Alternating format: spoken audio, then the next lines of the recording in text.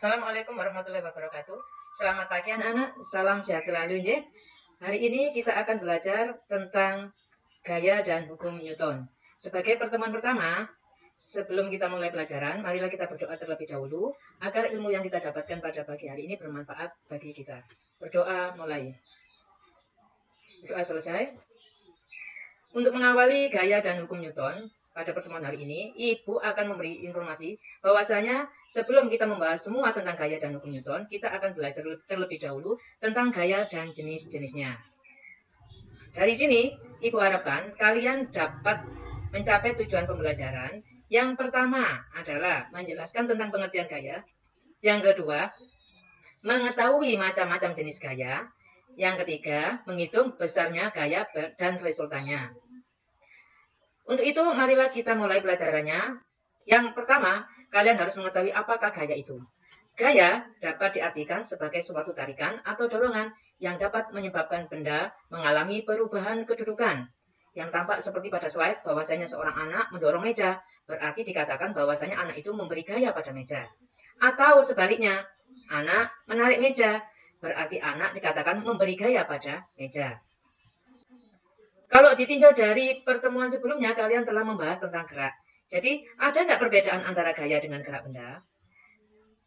Kalau kalian lihat tadi, gaya adalah dapat menyebabkan benda bergerak.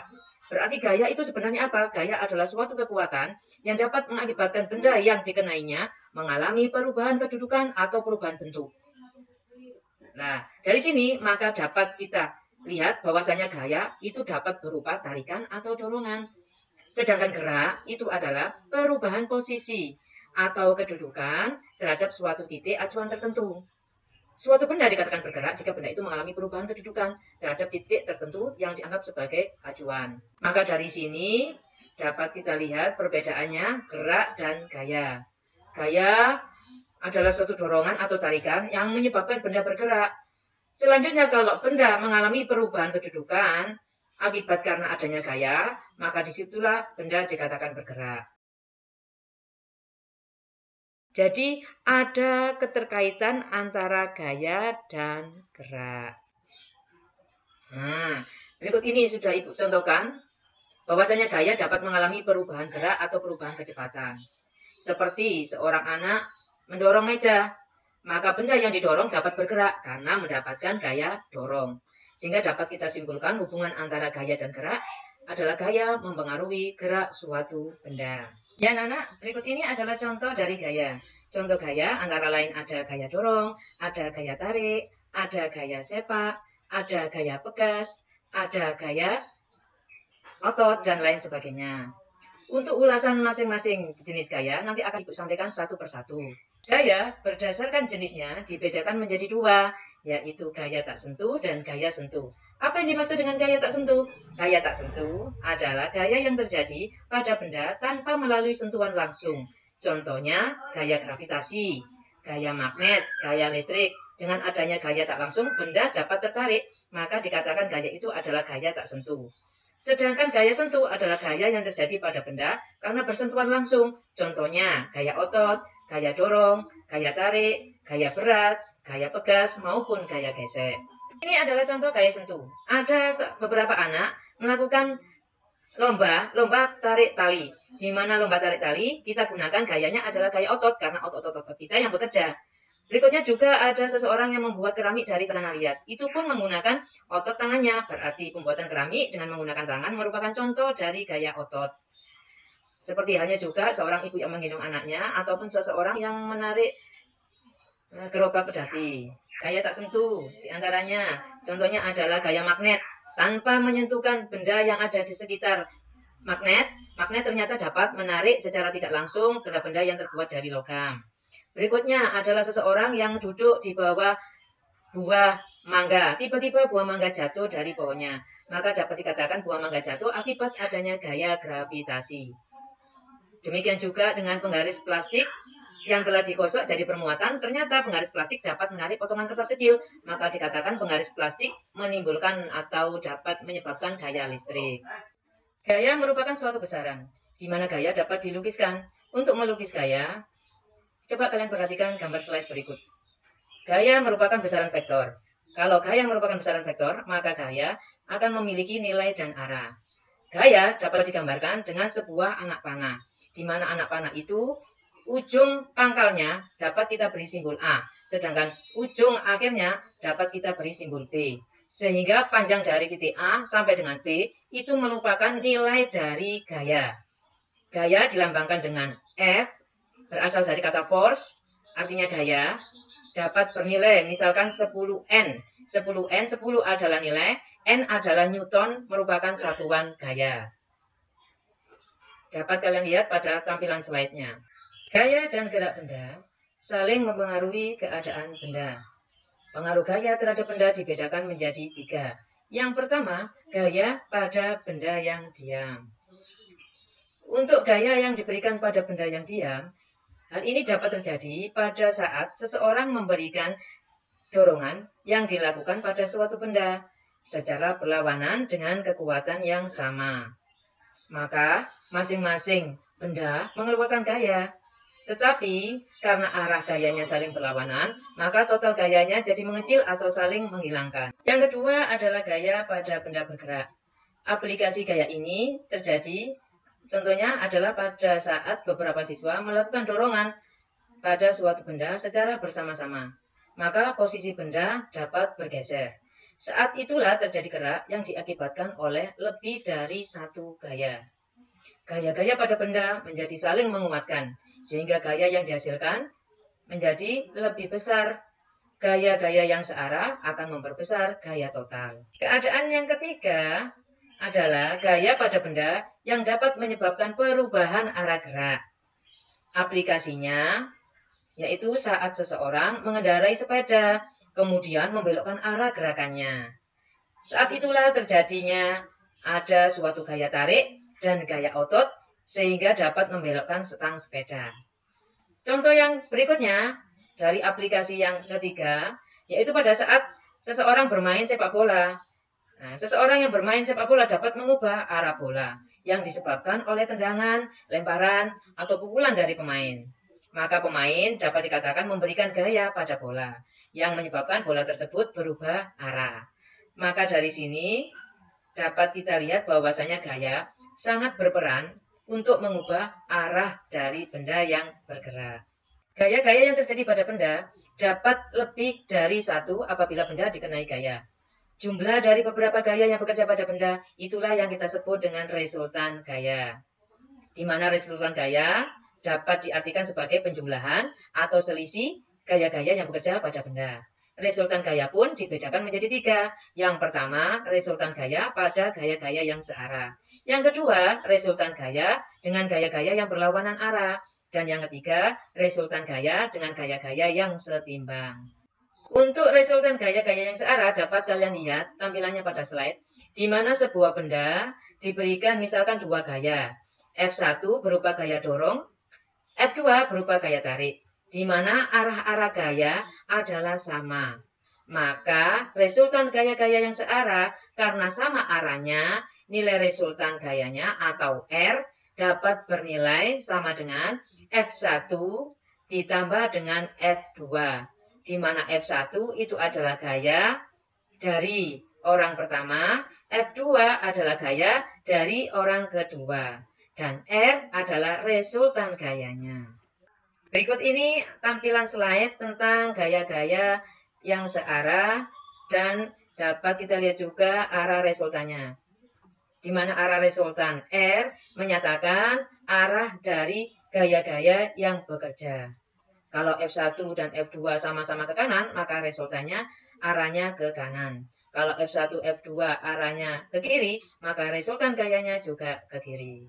Contoh dari resultan gaya-gaya yang searah, berikut ini, coba kalian perhatikan. 2 orang anak, namanya HH dan Hihi, mendorong sebuah lemari ke kanan secara bersamaan. Jika gaya yang dikeluarkan oleh HH dan Hihi berturutan 40 Newton dan 50 Newton, maka berapakah besar total gaya yang dikeluarkan oleh keduanya? Diketahui F1 itu adalah gaya yang dikeluarkan oleh HH sebesar 40 Newton. F2 adalah gaya yang dikeluarkan oleh Hihi sebesar 50 Newton. Maka yang ditanyakan adalah R-nya resultannya. Maka dapat kita tentukan, dapat kita jawab bahwasanya R, karena gaya HH dan Hihi sama, besarnya R dapat ditentukan F1 ditambah dengan F2. 40 ditambah 50, sehingga R resultan gayanya bernilai 90. Bagaimana dengan arahnya? Arah resultan sama dengan arah gaya F1 dan F2. Berikut ini adalah resultan gaya-gaya yang berlawanan arah, di mana F1 diberikan kepada benda arahnya ke kanan, sedangkan F2 diberikan kepada benda arahnya ke kiri. Maka untuk mencari resultannya adalah merupakan selisih dari F1 dan F2, di mana R akan bernilai gaya yang besar dikurangi gaya yang kecil, atau R sama dengan F1 dikurangkan dengan F2. Lalu bagaimana dengan arahnya? Arah resultan sama dengan arah gaya yang paling besar. Contoh dari resultan gaya-gaya yang berlawanan arah. Sebuah tali ditarik ke kanan dengan gaya 100 Newton dan ditarik juga ke kiri dengan gaya 40 Newton. Berapakah resultan gaya yang dikenakan pada tali tersebut dan kemana arah resultan gayanya? Maka dapat kita jawab bersama-sama. Dari sini diketahui bahwasanya F1 sama dengan 100 Newton ke kanan. F2 40 Newton arah ke kiri, maka F2 dapat kita tuliskan F2 sama dengan negatif 40 Newton. Dan ditanyakan adalah R, maka R sama dengan F1 ditambah F2. R sama dengan 100 Newton ditambah negatif 40 Newton. Sehingga R akan bernilai sama dengan 60 Newton ke arah kanan. Jadi resultan gayanya sama dengan 60 Newton ke kanan. Yang berikutnya adalah resultan gaya-gaya yang setimbang. Kalau resultan gaya-gaya yang setimbang, dapat kalian lihat gaya dari gaya-gaya yang bekerja pada benda. F1 dan F2. F1 misalkan ke kanan, sama dengan F2 yang nilainya sama tetapi berlawanan arah ke kiri. Maka besarnya resultan sama dengan F1, kita kurangkan dengan F2, atau sebaliknya R sama dengan F2 kita kurangkan dengan F1, nilainya sama dengan 0. Jika gaya-gaya setimbang, hasil resultannya adalah sama dengan 0. Dan untuk arahnya, benda tidak mengalami perubahan arah, atau benda dikatakan tetap diam. Sekarang kita bahas tentang gaya gesek. Apa yang kalian ketahui tentang gaya gesek? Gaya gesek adalah gaya yang terjadi akibat dari permukaan dua benda yang saling bersentuhan. Arah gaya gesek selalu berlawanan dengan arah gerak benda. Contohnya apa? Contohnya, seseorang anak menaiki sepeda kemudian mengayuhnya. Gaya geseknya terjadi pada karet rem dengan pelek sepeda. Atau bisa juga seseorang anak yang berlari dengan menggunakan sepatu roda. Maka bagian dari roda yang ada di sepatu bersentuhan dengan lantai. Maka timbullah yang disebut dengan gaya gesek antara roda sepatu dengan lantai. Bisa jadi juga kelereng yang menggelinding di pasir. Kelereng menggelinding di pasir, lama-kelamaan diam, berarti ada gesekan antara kelereng dengan pasir. Coba kalian lihat. Kalian lakukan percobaan di rumah. Apabila buku kalian lempar di atas meja. Semula bergerak kemudian berhenti. Mengapa demikian? Karena sebenarnya ketika buku terlempar di atas meja, kok lama-kelamaan bisa berhenti? Adanya gaya gesek antara permukaan buku dengan permukaan meja. Gaya gesek anak-anak, dalam kehidupan sehari-hari ada yang menguntungkan dan juga ada yang merugikan. Gaya gesek yang menguntungkan diantaranya karet pada sepatu. Apabila sepatu tidak ada karetnya, ketika kalian berjalan dapat terpeleset. Maka karet pada sepatu merupakan gaya gesek yang menguntungkan. Demikian juga dengan penghapus, antara penghapus dengan papan tulis. Penghapus yang kita hapuskan pada papan tulis terjadi gaya gesek. Gaya gesek di sini adalah gaya gesek yang menguntungkan, sehingga papan bisa terhapus tulisannya. Bagaimana dengan gaya gesek yang merugikan? Gaya gesek yang merugikan adalah gaya gesek yang dapat membuat kita menjadi merugi. Contohnya, ban dengan aspal. Ban dengan aspal, lama-kelamaan ban akan menjadi tipis. Seperti itu. Yang berikutnya, gerakan antar mesin dalam sepeda motor. Gerakan mesin dalam sepeda motor itu dapat menyebabkan mesin-mesin yang ada di dalam komponen sepeda motor menjadi cepat aus. Nah, karena adanya gesekan antara bagian-bagian mesin.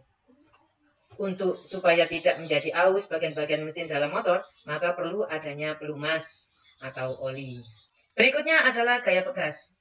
Gaya pegas merupakan gaya sentuh, di mana gaya pegas dihasilkan oleh kerja dari benda yang elastis. Sifat elastis atau lentur oleh benda ini apabila diubah bentuknya, kemudian dilepaskan, maka akan kembali ke keadaan atau bentuk semula. Contohnya seseorang yang bermain ketapel, atau juga seseorang yang bermain anak panah. Gaya pegas di sini dapat dirumuskan dalam hukumnya, hukum sains fisika, dinamakan dengan hukum Hooke, di mana teori gaya pegas menurut hukum Hooke berbunyi, apabila pada sebuah bekas itu bekerja sebuah gaya luar, maka bekas ini akan bertambah panjang sebanding dengan besarnya gaya yang telah diberikan. Sehingga gaya pegas dapat dirumuskan F sama dengan K dikalikan delta X. Atau F sama dengan K dikali delta X adalah X2 kita kurangkan dengan X1. Di mana F adalah gaya pegas, K adalah konstanta pegas, delta X adalah perubahan panjang pegas, X2 adalah keadaan akhir panjang pegas, X1 adalah keadaan awal panjang pegas. Berikutnya adalah gaya berat. Ada yang kalian ketahui tentang gaya berat? Apa yang dimaksud dengan berat? Berat suatu benda adalah berat gaya tarik atau gaya gravitasi yang dialami benda itu. Gaya berat dapat dirumuskan W sama dengan M dikali G, di mana W adalah gaya berat satuannya Newton, M adalah massa benda satuannya kilogram, dan G adalah gravitasi bumi yang bernilai 10 meter per sekon kuadrat. Contoh soal dari gaya berat adalah Wahyu memiliki massa 40 Newton. Jika percepatan gravitasi 10 meter per sekon kuadrat, hitunglah berapakah berat Wahyu. Diketahui M sama dengan 40 kg, G sama dengan 10 meter per sekon kuadrat, ditanyakan W, maka W sama dengan M dikali G. W sama dengan 40 kg dikali M 10 per sekon kuadrat. W akan bernilai sama dengan 400 Newton. Jadi berat Wahyu adalah 400 Newton. Anak-anak, sebagai penutup untuk kegiatan pada pagi hari ini tentang gaya dan jenis-jenisnya, Ibu berikan tugas asah kemampuan. Yang pertama, tentukan besarnya F3 dari gambar tampilan pada slide. Yang kedua, tentukan resultan gayanya, F1, F2, dan F3. Yang ketiga, sebutkan masing-masing 3 contoh gaya sentuh dan gaya tak sentuh, gaya gesek yang menguntungkan dan merugikan, selain yang sudah Ibu sebutkan tadi. Kalian jawab, formnya sudah ada dalam bentuk Google Form di aplikasi Classroom. Kalian jawab di situ ya. Kalau ada soal menghitung, sekalian kalian fotokan cara kalian. Jangan lupa dikerjakan. Sebagai penutup, Ibu ucapkan terima kasih. Semoga kalian selalu dalam keadaan sehat dan dalam lindungan Allah Subhanahu wa Ta'ala. Ibu akhiri, wassalamualaikum warahmatullahi wabarakatuh.